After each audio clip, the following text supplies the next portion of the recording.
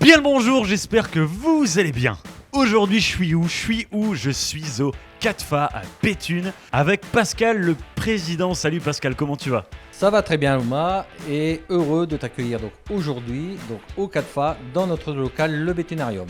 Avec plaisir comme à chaque fois que je passe. Pascal, CATFA Béthunarium, c'est parti.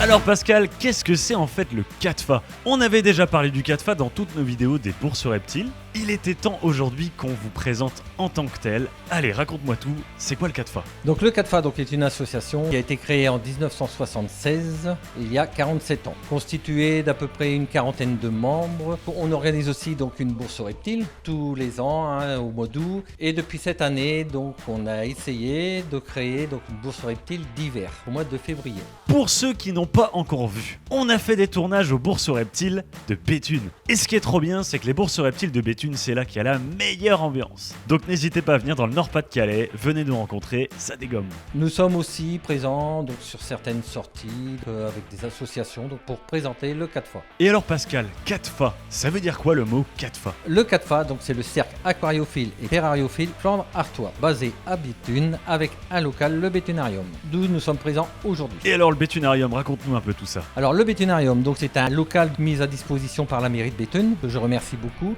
avec 700 mètres carrés en intérieur et 350 à 400 mètres carrés en extérieur. Ouais, c'est clair, il y a vraiment de l'espace et c'est ça qui est vraiment trop bien ici. On va vous montrer tout ça après. Il y a plein d'espace pour faire des terrariums immenses. Des amphibiens, des lézards, des serpents, des aquariums. Actuellement, on est aussi sur des gros projets, des gros terrariums, en préparation. Aussi, on va restructurer complètement la zone aquariophile. Tu ne verras pas aujourd'hui, on ne se fera pas visiter aujourd'hui. Et aussi, en extérieur, on a équipé de composteurs qui ont été mis à disposition par l'agglo Béthune-Bruay et la parcelle de terrain qu'on va aménager pour mettre des arbustes pour nos animaux. Et des grandes installations, c'est pour des reptiles aussi de bonne taille et de taille conséquente. Quand on vous dit grande installation, c'est pas le terrarium 120, 45, 182 haut. Là, on est vraiment sur des terrariums de la taille de pièces de maison, exactement comme on aurait dans les zoos. Et ça permet au CATFA d'accueillir de très belles espèces en termes de taille. On a de l'hydrosaure, on a de la sulcata,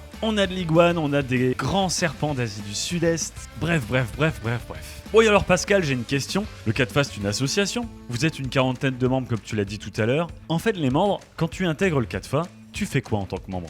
En tant que membre, il y a déjà s'occuper de nos petits protégés, nos animaux, le nourrissage, l'entretien, la réalisation des nouveaux projets, des terrariums, des grands terrariums. La structure, elle compte un président, un vice-président, 2 vétérinaires, après tout ce que comporte une association de cette envergure. Nous élevons aussi de nos insectes, grillons, lattes, le nécessaire pour pouvoir nourrir toutes nos espèces qui sont au niveau de l'association. Nous sommes aussi aidés, j'en remercie grandement, la ferme Meurillon à Béthune pour l'apport de végétaux pour nos animaux. Au CATFA, il y en a aussi qui sont là pour faire du travail manuel. Et pas un petit peu. Les terrariums de grande taille ici, t'as l'impression que t'es dans une entreprise de BTP. Ils sont là, ils bloquent des palettes, ils coulent du béton, c'est un truc de dingue. Si vous voulez apprendre à bricoler chez vous, franchement, vous allez au CATFA, vous saurez tout faire. Aussi au niveau de nos projets, tout se fait en interne. On réalise de la conception à la réalisation complète des projets avec certains membres qui veulent bien ou qui sont disponibles certains samedis du mois. Les mecs, c'est des décorateurs, c'est des architectes, ils sont là, ils font des plans, des mesures et tout, c'est génial, c'est du dessin. Et ouais, parce qu'il faut savoir qu'au CATFA, la déco des terrariums elle-même, elle est faite complètement maison. Et salut Max, comment tu vas? Ça va bien Mathieu, ravi de te recevoir au Béthunarium. Un plaisir d'être là, comme à chaque fois. Max, c'est mon copain. C'est lui qui m'a fait rencontrer le CATFA et qui a permis à Loma Wild d'intégrer les bourses reptiles de Béthune. Max, toi qui as un œil hyper technique avec tes ambitions de projet de dingue dans tous les sens, raconte-nous un peu c'est quoi les projets du CATFA à l'heure actuelle. On prépare tout doucement notre ouverture d'établissement et on a quelques gros projets en route, notamment un enclos pour du Paléosuchus, petit caïman. On bâtit tout, les parois, les décors de fond. Après, on a aussi un aquatarium géant pour les hydrosaurus qu'on va coupler avec des gouramis géants. Donc aquaterrarium avec une cascade, tout ça. Et puis on va essayer de développer tout doucement la section aquariophile qui était un peu négligée. Et là on va s'y mettre à fond. Alors moi j'ai vu que vous étiez aussi en train de développer peut-être à plus long terme un grand enclos pour varans là-bas. Alors oui, un gros projet de une quarantaine de mètres carrés peut-être, avec un bassin central, tout un enrochement en fausse pierre. Hein. La technique de l'hypertufa, hein, c'est du béton sur le grillagé. Et puis on teinte le béton dans la masse avec de la tourbe. Et donc là, bien sûr, il y a encore énormément de travail. Et on recherche toujours activement des gens qui veulent donner un petit peu dans l'associatif, de participer avec nous. Alors que ce soit pour le nourrissage, l'entretien de nos animaux, l'élaboration des terrariums, la construction, participer aussi à la bourse, qui est quand même un de nos gros événements. Bon bah écoute Max, et si tu nous faisais visiter tout ça? Mais c'est parti. C'est parti. Alors c'est magnifique Max, ce que vous avez fait ici c'est magnifique, un boulot de dingue, raconte-nous tout ça. Alors ici se trouve notre pièce entre guillemets désertique, donc avec quasiment que de la récupération. Ce sont des étagères charges lourdes, bardées de palettes, sur lesquelles on a passé un peu la flamme pour donner un aspect un petit peu vieilli. Tu veux dire que vous avez fait tout ça avec des matériaux de récupération? Bah bon sang de bonsoir si je savais faire ça. Avec du matériel de récupération, on dirait un truc tout neuf. Voilà. Alors sauf la base qui est des étagères charges lourdes. Hein. Tout ce qui est terrarium par lui-même, donc c'est-à-dire le caisson de terrarium, les rails qu'on a collés nous-mêmes. Bon, les verres forcément il faut les acheter. Sinon l'ensemble de la pièce c'est nous et l'ensemble des membres. Dans cette pièce on a voulu faire aussi un enclos ouvert en fait, un peu style aquarium tactile, mais version Pogona Viticeps, donc avec une base complètement ouverte. Alors ça c'est le truc qui est le plus frappant quand on rentre dans cette pièce. Effectivement, en plein milieu de la pièce, on a un super bel espace, ça mesure combien d'ailleurs? Alors on est sur du 2m40 par 2m40. 2m40 par 2m40, un petit désert avec une jolie montagne qui est faite main, et dedans, vos pogonas qui évoluent, sont là, peinards et gambades. Voilà, c'est magnifique. Je veux la même chez moi. Ça va devenir un projet Loma Wild, ça. L'enrochement, en fait, c'est moitié béton teinté dans la masse et moitié vraie roche. Voilà, on éclaire en HQI, hein, donc c'est des iodures métalliques, UVA, UVB, avec un bon rendu blanc. Et alors, qu'est-ce qu'on a d'autre comme animaux dans cette pièce, Max? Alors, dans cette pièce, donc, on trouve dans l'îlot central des Pogona Viticeps, un Sauromalus à terre, des Aspidites Melanocephalus. 2 tortues terrestres, donc une sulcata qui est née au club il y a 2-3 ans, une tortue qui nous a été confiée par le service des douanes. Je crois que vous avez aussi un varan que j'aime bien. Ah oui, il y a un Varanus tristis orientalis qui commence à prendre de l'âge tout doucement, qui est très mature. Il a de l'embonpoint. Tout à fait. Donc c'est ça, ceci en vie associative, c'est qu'on est plusieurs à nourrir. On se partage les journées de nourrissage. Il faut s'harmoniser, c'est pas évident, mais bon, on y arrive et de temps en temps, une diète s'impose. Et ben franchement, ça commence fort. Allez, on passe à la suite.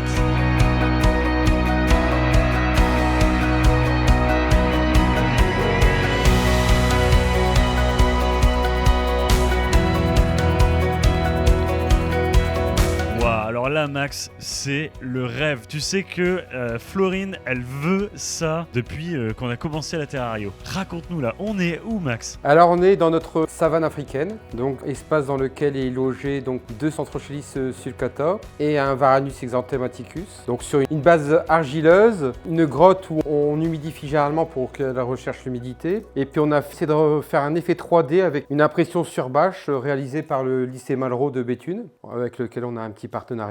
Donc là, on est dans un enclos pour tortues sulcata. Il y a 40 mètres carrés d'enclos, c'est juste énorme. Après, c'est ce qu'il faut pour des sulcata quelque part. Voilà, alors sachant que c'est une tortue qui hiverne pas, donc il faut un espace conséquent à l'année. Et alors, t'as installé quoi pour la lumière, pour les chauffages? Alors, en chauffage, on a mixé des vapeurs de mercure et des HQI. Donc les mercures, une lumière un peu plus verdâtre et les HQI, une lumière bien blanche. Donc après, renforcé avec des panneaux de LED au plafond. Après, le reste, c'est que du naturel, hein. C'est du bois flotté, des souches, une base en béton, enrochement avec des pierres.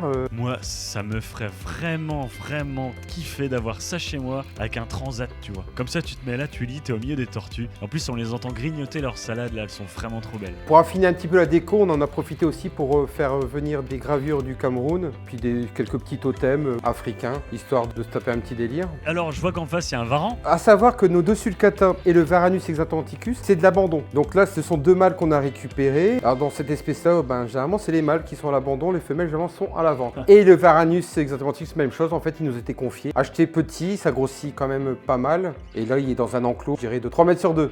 Eh ben écoute, Max, ça c'est top. Allez, on enchaîne, on passe à la suite.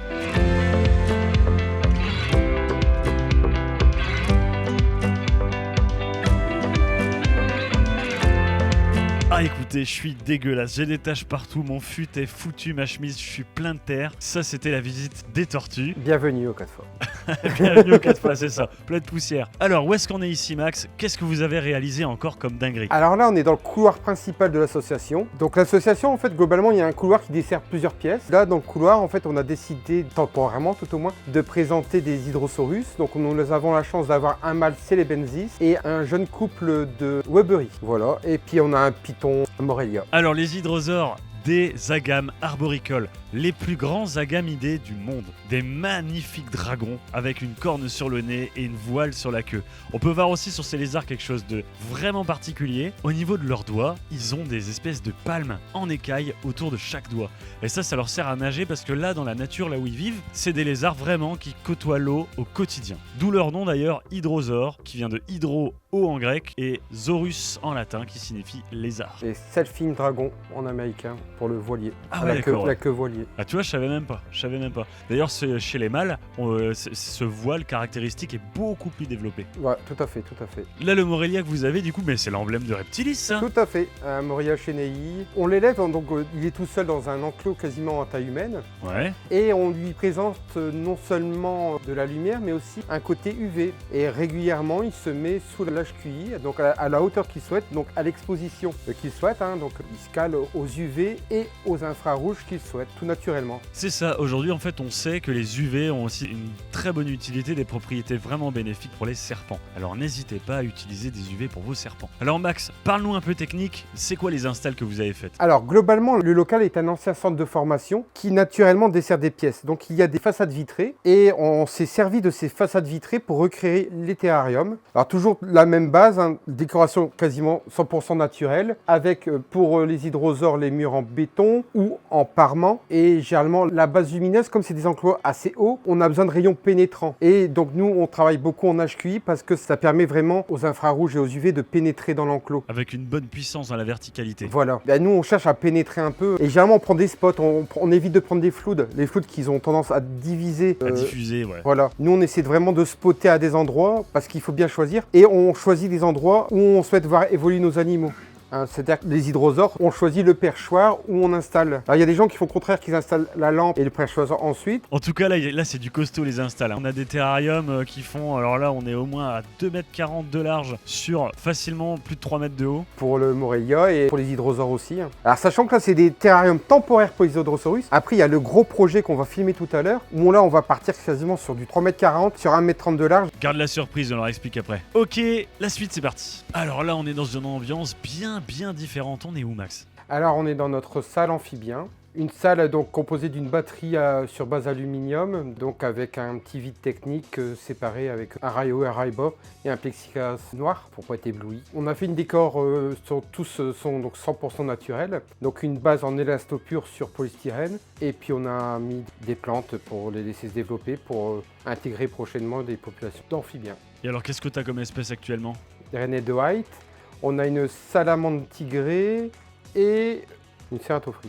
On laisse développer au maximum la végétation parce que bien souvent en fait on a tendance à se précipiter à mettre les animaux un peu trop rapidement. Et on laisse vraiment évoluer au maximum la végétation, qu'elle puisse supporter le poids des animaux. Le tout est en arrosage automatique d'eau osmosée avec un surpresseur, donc on a un local technique à fond du club. Ouais, vous avez mis en place votre système de surpresseur qui est déporté ailleurs dans une autre pièce. Voilà, donc on a une tonne à eau, 1 m3 d'eau osmosée en permanence, sur surpresseur et un déclenchage de pluie automatisé plusieurs fois dans la journée. Et votre osmoseur, c'est aussi chez vous qu'il est installé. Voilà, vous avez. Voilà, ça coûte cher un petit peu en consommation d'eau. Au moins pour l'arrosage des plantes, ça évite les dépôts blanchâtres. Sur les carreaux. Voilà.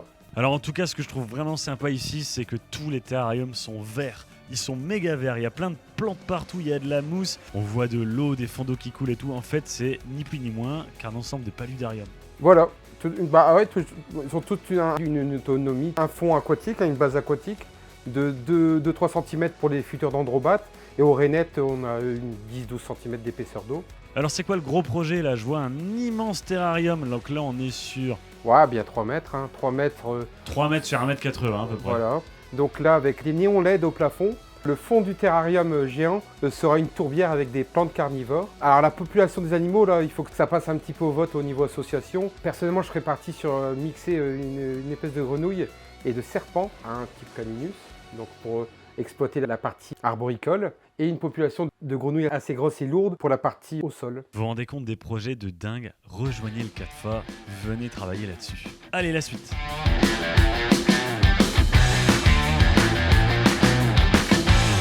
Ah, mais ça, c'est la pièce qui plairait à t'aider, ça. Oui, tout à fait. Donc là, une partie entomologie, l'autre partie ophidien. Donc avec une batterie toujours sur base aluminium avec des terrariums verts type Exotera. Donc on a relativement une collection intéressante au niveau phasme. En gros, c'est la pièce insectes et invertébrés. Ça, on a des iules, on a des blattes souffleuses dans cette pièce-là aussi. Mais majoritairement, c'est des phasmes et puis quelquefois, on a des criquets. Avec des criquets tête de poire, je ne sais pas si on les a encore. Parce qu'en fait, on fait tourner les terrariums. En fait, quelquefois, il y a des espèces qui sont changeantes. En fait, il y a des membres qui les ont chez eux. Et une ou deux fois dans l'année, en fait, on fait tourner un peu les espèces dans l'association. C'est ça, c'est-à-dire que si vous êtes membre du CATFA et que vous voulez juste vivre votre vie associative à travers l'élevage d'insectes, vous pouvez ne faire que ça. En fait, voilà, il y a des membres qui s'occupent de ça. Alors toi, je sais que c'est pas forcément ton truc. Non. C'est pas ce qui te passionne le plus et ça se ressent. Tout à fait. Donc en fait, bon, globalement, il y a des sections, on va dire. Donc il y a la section aquariophile. Donc dans les aquariophiles, il y a le côté marin et eau douce. En terrario, on a chacun des petites sections, donc avec des mini responsables, sachant qu'on touche à tout. Et on se répartit les tâches comme ça, c'est un peu plus facile à gérer. Waouh, Max! Ça, c'est magnifique. Bravo à vous, au CATFA, à toute l'équipe d'avoir réalisé ça. C'est juste sublissime. Regardez-moi un peu ces plants. Non mais franchement, moi qui suis vraiment pas plante, j'ai pas la main verte pour un sou. J'ai un copain qui s'appelle Clément, qui est connu sur la chaîne. Je peux te dire que ça, il adorerait. C'est la pièce dite du mur végétal. Un mur végétal en hydroponie, donc une base d'un aquarium de 3 mètres de long, avec lequel on récupère l'eau, entre guillemets, chargée en azote, et qui est redistribuée le long d'une nappe horticole. Et on crée une pluie artificielle 1 ou 2 fois par jour, 2-3 fois dans la semaine. Et avec bien sûr de lampes très très puissantes pour que les plantes évoluent de façon intense. Ah, intense, c'est vraiment le mot, c'est simple. Dans le marché de la terrario, j'ai jamais vu des lampes comme ça. C'est les lampes les plus puissantes que j'ai vues dans le monde de la terrario. C'est parce que c'est peut-être pas des lampes de terrario. Et alors là, ce qui est dingue, c'est le développement végétal. Regardez-moi ça, on a des Ficus pumila qui ont littéralement envahi tout l'espace et ils sont même en train d'envahir le plafond. On a des pothos avec des feuilles gigantesques. Je savais même pas d'ailleurs que ça pouvait être aussi grand que ça. C'est les plantes que tu as citées, des plantes envahissantes, qui envahissent même nos broméliacées. Donc là, il faudrait qu'on rafraîchisse un petit peu le mur pour aérer et protéger un peu les bromélias. Tous les débuts d'année, on a les bromélias qui fleurissent et des orchidées aussi. Ça, c'est des signes de très bonne santé des plantes. Voilà, le fond commence à se coloniser de mousse, on est bien content aussi là-dessus. Alors en fait, vous avez mis un textile non tissé en fait sur voilà, toute la paroi. C'est des nappes de culture, qu'on utilise dans les cultures de plantes en fait. Et du coup, on la sature en eau grâce à un tube micro-perforé qui prend l'eau entre guillemets sale où les poissons évoluent pour aller nourrir les plantes sur la partie supérieure. C'est à la fois humide et à la fois enrichi. Voilà. C'est un cercle qui tourne bien. En hydroponie, on va dire. Bah écoute, magnifique. Bon, on va voir l'iguane. Allez, c'est parti. On va voir l'iguane. Waouh. C'est joli ça, hein. Eh oui, Iguana iguanon confié par les pompiers il y a maintenant quelques années. Et on lui a offert une petite pièce de 3 mètres par 3 sur 2 mètres, 2 mètres 20 de hauteur. Bon, c'est littéralement la taille d'une chambre à coucher, quoi. Pratiquement, pour certains, oui, c'est sûr. On lui a créé un petit enrochement avec un petit bassin. Les perchoirs, c'est carrément des troncs d'arbres. Puis là, on part sur une HQI de 150 watts. Elle envoie, hein. Ouais. Du coup, il se fait dorer la pilule là sur son perchoir, elle est bien. Voilà. Le point d'installation se trouve vraiment ici. Donc, c'est de l'enclos fabriqué par le président. Et puis, il s'en occupe régulièrement. Ouais, parce qu'en fait, du coup, on a un mur végétalisé là-bas. Voilà. D'apparence végétale. Et ici, là, vous avez fait une espèce de sculpture. Alors, comment vous avez fait ça ? Alors, c'est une base de polystyrène et de béton hydrofugé. D'accord, teinté, ok. Teinté dans la masse. Et au sol, du coup, un bassin. Voilà. Pour qu'il aille faire trempette. Alors, à terme, il y aura une petite cascade et on est en train de régler un petit problème technique pour la... On me fait signe en régie qu'il y aura 2 cascades. Alors là, il y a un truc qui me déçoit, il a pas de petit nom. Là. Et non. Bah moi, je vais t'appeler Pascal. Voilà. Alors du coup, vous l'avez recueilli, c'est trop bien. Je vois qu'il a quelques petits problèmes physiques. Alors voilà, donc il y a on va dire une grosse tomatite. Donc là, je pense qu'il a été élevé en fait dans un enclos un peu trop petit et se fera casser sur la vitre. Et donc une stomatite et puis une abrasion, on va dire un peu de rostrale. Alors peut-être un régime un petit peu trop riche en fruits. Donc là, c'est ce que Pierre-Maxime, notre veto, qui est aussi le tien, nous a dit qu'apparemment on le nourrit un peu trop en fruits, donc un peu trop d'apport sucré. Et au niveau de la croissance, du coup, tu me disais tout à l'heure. Ben voilà, donc en fait, il y a certainement eu un retard de croissance, donc en fait, il n'y a pas un physique en rapport à son âge, hein, donc C'est vrai qu'il est petit. voilà, il est un peu court sur pattes, pourtant trapu. Il est assez sympa, il est assez détendu, il est cool. Alors il est tranquille, il faut faire attention, hein, aussi bien la queue que les potentielles morsures et griffures. C'est un animal donc maintenant soumis à déclaration de détention C'est ça. auprès de la préfecture. J'avais vu que Pascal, il travaillait un petit peu la manipulation avec. Oui, il y a une certaine tolérance, mais je pense qu'il faut pas le chauffer trop non plus. Hein. Ah bah ça reste un grand lézard. Bon écoute, Pascal Liguane, on va te laisser tranquille. Et je suis ravi de voir un terrarium d'une taille pareille, tu peux rentrer dedans quoi. Tu rentres dedans, t'évolues dedans, t'es avec le lézard, c'est fou. Nous on a la chance là au CADFA de pouvoir présenter des animaux. Oh là là. Oh là là. Nous avons Celle-là, je la garde, elle passe au Non, bêtisier. pas bon ça. Donc on a la chance au Bitunarium, au CADFA, d'avoir des locaux assez intéressants en superficie. Du coup, on essaie de présenter nos animaux dans les meilleures conditions pour eux.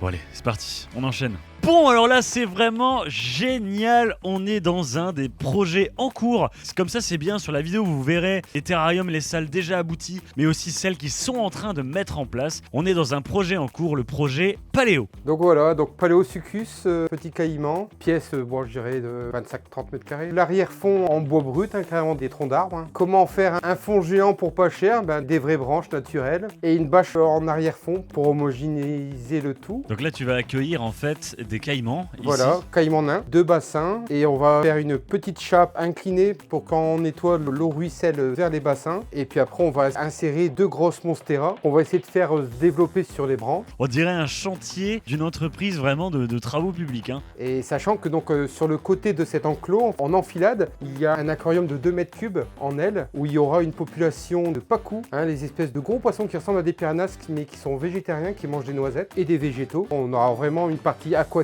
et puis les paléos. On tape dans l'Amérique du Sud, on est en plein dedans. Tu te rends compte un peu de la taille de l'install. Puis une fois qu'il y aura, en fait là on voit du bois, des palettes, machin, mais à la fin il y aura du béton et de la déco au-dessus. Ça fera vraiment décor naturel. Des faux rochers hein, pour cacher la base. Ouais c'est ça, des faux rochers, de l'eau, waouh, puis avec des caïmans. Là on est vraiment sur de l'install type zoo. Hein. Voilà. Là c'est professionnel là. En espérant que ça soit étanche.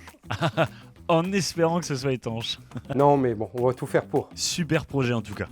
Oh là on est dans un beau projet également. Alors je suis à l'intérieur du terrarium, hein, Max, c'est quoi comme terrarium ça? Alors, comme dit précédemment, nos hydrosaures, le couple de Webery, vont intégrer ce gros projet. Hein. Donc un aquaterrarium de plusieurs mètres cubes, donc avec une partie terrestre représentant un tiers de la surface et une base aquatique de quasiment 2 à 3 mètres cubes d'eau. Dans laquelle je me trouve actuellement. Voilà. Et ils vont se partager la partie aquatique avec un couple de gouramis géants Ostreophus. Donc c'est des gouramis de 30 à 50 cm facile. Donc on a intégré un mur en béton hydrofuge et puis il y aura une cascade avec une grosse filtration et à la fois à sable avec une décante biologique pour essayer d'équilibrer la partie aquatique au mieux. Et alors là, en termes de technique, en termes de lumière, en termes d'équipement, qu'est-ce que t'as mis là-dedans? Alors donc la filtration, donc on part sur une filtration à sable et avec une décante biologique. Ouais. Hein, il y aura des gros déchets, c'est donc des gros poissons, hein, les gouramis géants qui font énormément de déchets. Les hydrosaures qui vont pas se gêner pour faire leurs déchets dedans. Donc il faut vraiment une filtration assez costaud. Avec les gouramis aussi, on va faire un banc de bottia, des loches rayées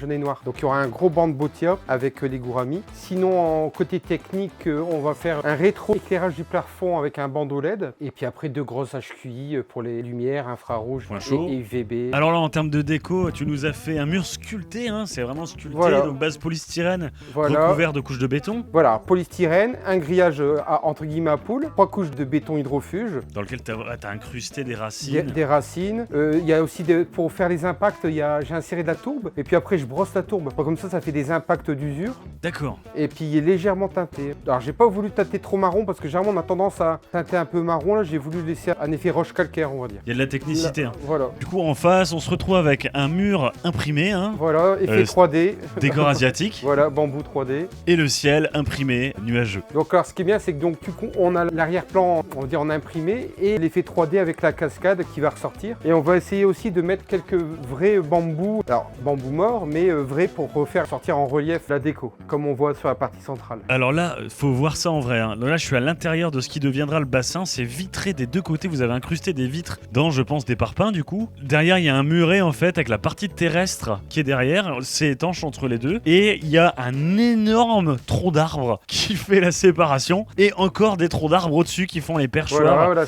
pour les hydrosaures. C'est franchement impressionnant hein, de voir ça en vrai. Bah, pour le coup, c'est des arbres complets hein, quasiment. Et puis en plus, c'est open quoi. C'est ouvert de partout. Enfin, c'est-à-dire que c'est vitré là-bas, c'est vitré de ce côté-ci. Donc ça va donner à la fois sur la salle de réunion et sur l'entrée principale, sur notre couloir principal. Et c'est ça qui est hyper cool, c'est que là, ici, de ce côté-là, vraiment, c'est le couloir au milieu du zoo, on va dire, avec tous les mondes, le monde désertique, tout ça. Mais de l'autre côté, c'est la salle de réunion du staff du CATFA. Et du coup, ils pourront aller boire un café en profitant de la vitre avec les hydrosaures dedans. Éventuellement d'une formation qu'on attend, Pierre-Maxime là, qui doit nous former. C'est un petit appel. Un petit appel pour Pierre-Maxime. Et bah Max, merci, c'est cool. Bon Max, c'est une sacrée visite qu'on a fait aujourd'hui là. Oui, ouais. On arrive à la fin. On a du volume au club, c'est vrai. C'est le dernier projet que tu as présenté. Alors où est-ce qu'on est là? Espèce à définir, vraisemblablement du gros varan. Donc avec une base là, bon pour l'instant on stocke de la terre derrière mais ça sera un bassin. Et là on est en train de faire les décors de fond toujours en pierre reconstituée, base béton, grillage à poules et polystyrène. Où on fera voir l'évolution justement, on voit les premières passes de béton, la deuxième et la passe de finition. C'est un projet qu'on bosse dessus quand on a vraiment le temps. C'est plus du long terme que les autres. Voilà, tout à fait. Les hydrosaures, ça serait bien de les reloger, au moins le couple le plus rapidement possible. Comme ça, on rebascule les basiliques à la place des hydrosaures. Et donc là, on a vraiment le temps. De toute façon, on n'a pas encore l'ouverture d'établissement, donc on y bosse tranquillement. C'est un peu le projet rêve, quoi. Voilà. Autant prévoir les enclos tranquillement, on n'est pas pressé. On n'est pas des enfants au club, donc on n'a pas besoin d'avoir les animaux avant d'avoir l'enclos. Ouais, au contraire, vous passez bien le temps de faire les installs, qu'elles soient complètement finies. Il y a beaucoup d'achats un peu consusifs, les gens se retrouvent avec énormément d'animaux chez eux. Et quand ils dépassent, on le voit hein, pour le varan exanthematicus, et les gens n'ont plus de place et puis ils abandonnent. Enfin, ou ils les font adopter, ou ils les revendent, mais bon, l'animal du coup transite de foyer en foyer, bon, c'est pas l'idéal. Et alors concernant ce terrarium, on est sur quoi du coup? Quelle dimension? Qu'est-ce que tu as mis en place? Alors la base, façade parpaing. La base du bassin, c'est tout du barbin où on a lissé du béton hydrofuge. Les parpaings sont cerclés ferraille pour pas que ça s'écarte. Planche de contreplaqué résiné pour faire le plancher. Et là, on a recoulé une chape de béton. Là, elle est déjà coulée pour le coup. Là, on a déjà commencé à récupérer du bois flotté, qui c'est très intéressant dans le terrarium. Ça reste très bien l'humidité, ça bouge plus. Vous avez fait des parois du coup avec ta technique qui permet de fabriquer du relief. Voilà, des faux rochers en fait. Hein, c'est de l'hypertufa, on appelle ça. Bon bah écoute, hein, c'était une super install. Comme on l'a dit, vous avez pas tout vu en termes d'installation présente au Bétunarium CATFA. Il y a aussi plusieurs salles d'aquariophilie en cours d'aménagement et d'amélioration. Ce sera l'objet d'une prochaine vidéo. Et voilà, on a fini le tour du Bétunarium CATFA. On espère vraiment que ça vous a plu, que vous avez autant halluciné que moi en voyant leur capacité à créer des installations assez incroyables. En tout cas, j'invite tous les locaux ou ceux qui veulent déménager pour venir ici dans la région du Béthunois. Si vous êtes motivés, intéressés, contactez le CATFA. C'est une association dans laquelle vraiment vous allez travailler énormément d'aspects et être au contact de super installations et de super animaux. Max, Pascal, merci à vous. Merci à toi d'être venu. Pour tout le temps que vous avez passé à nous faire la visite et à passer le temps de faire ce tournage. Ouais, comme tu as pu voir, il y a encore beaucoup de boulot. Hein. Ouais. Surtout, bon là, on cache ça pour le moment. Bon, les salles aquario, là, on va tout changer. Très gros projet, beaucoup de boulot, des murs à abattre et tout. Donc, il y a de quoi faire encore. Ah bah ça, c'est clair. Mais après, c'est quand il y a du boulot qu'on s'éclate. Ouais, c'est sûr, mais si bon, c'est du boulot. Merci aussi à Florine qui est restée toute la journée derrière la caméra. Merci à Alice qui nous a accompagnés toute la journée, à ces gens qui sont derrière, qui passent simplement pas à l'image. T'as rien à dire, Max? Non, moi je les remercie pas. Il est con. Ça je fais pas, non? Si, c'est très drôle. Ouais. Je m'y attendais pas. Non mais bon. Non, c'était très drôle. Non mais... Allez, je vous souhaite à la semaine prochaine et surtout, Force à vous.